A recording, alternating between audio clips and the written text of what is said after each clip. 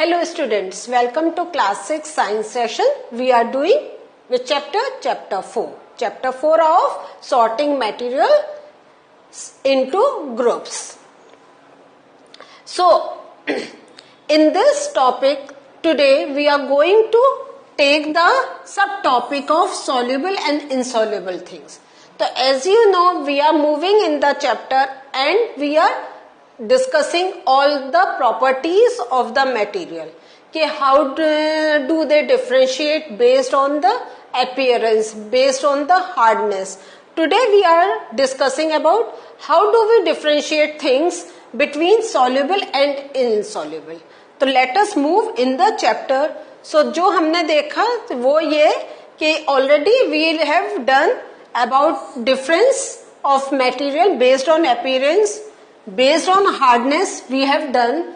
Today we are going to talk about soluble and insoluble. Means there are some materials that are soluble, there are materials that are insoluble in water. ठीक है? So जैसे हमने देखा था soft and hard things को we can differentiate. ऐसी based on the solubility we can also differentiate the things या materials. Now we are going to do one activity. Solubility and insolubility of substances के ऊपर what are we going to do? We are going to collect samples of sugar, salt, chalk powder, sand, sawdust, and ये तो हमने कुछ examples कर रहे हैं. You can take any of the things जिसका आप you want to try whether it is soluble in water or not. One thing I just want to mention very specifically कि ये जो अभी हम solubility चेक कर रहे हैं, we are checking the solubility with water. लेकिन क्या होता है, there are different types of liquids. हाँ, so liquid में अभी हम सिर्फ water को consider कर रहे हैं, बाद में देखेंगे हम और other than water के साथ का भी देखेंगे. But in this session we are only focusing on the water, कि the things that are soluble or insoluble in water. तो अब ये एक्सपेरिमेंट कैसे करेंगे? We are going to take 5 glasses और उसमें 2/3 ऑफ वाटर, हम पूरा ऊपर तक नहीं भरेंगे, हम उसका 2/3 फिल करेंगे.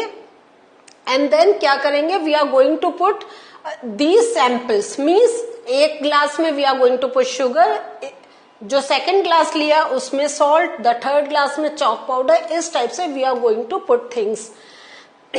And then when we put it, we will stir. हम घुमाएंगे उसको. And then we are going to observe what happens to the contents. Contents means the things that we have put. Contents में आपका chalk आ गया, content में आपका sugar आ गया, salt आ गया, जितना ये जो हमने ऊपर, and many more. So observation. तो ये when we do any experiment, when we do any activity, this is the process. We always look for the कि हमने क्या observe करा and then we write in language also. कि some substances like salt, sugar have completely disappeared in water and some substances like sand, chalk powder या sawdust do not get dissolved in water या do not get dissolved की जगह कहते हैं do not get disappeared. We can say this thing also, है ना? So ये हमारा observation रहा.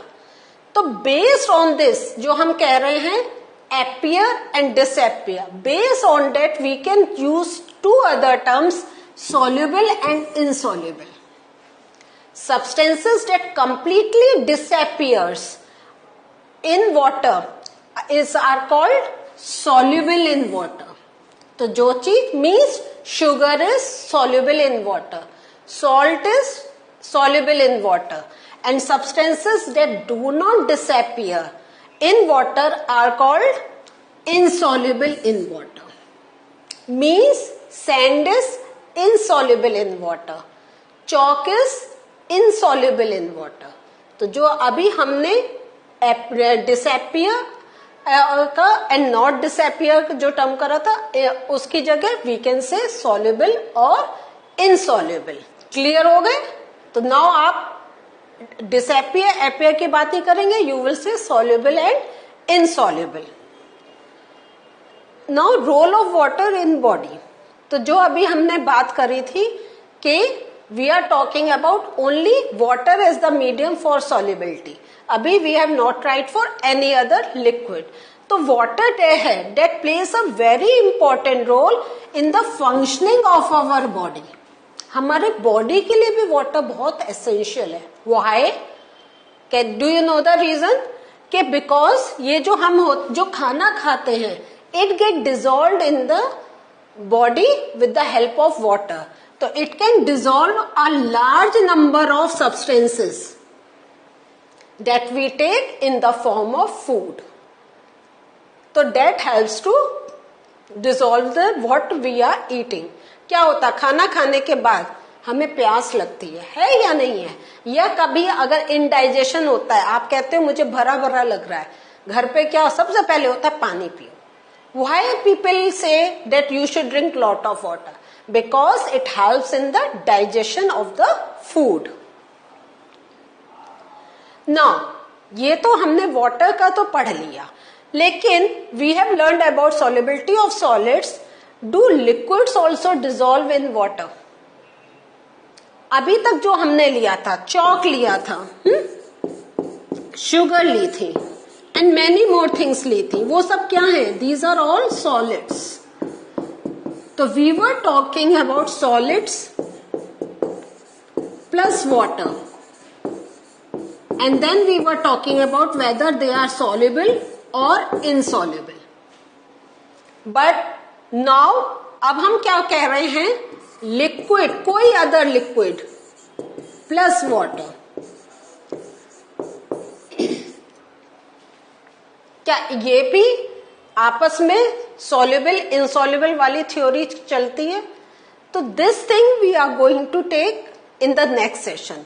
उसमें I will take example of some liquids and I am going to put it in water and will see के whether we can say के जब when we are mixing two liquids whether they are disappearing या we can see the presence.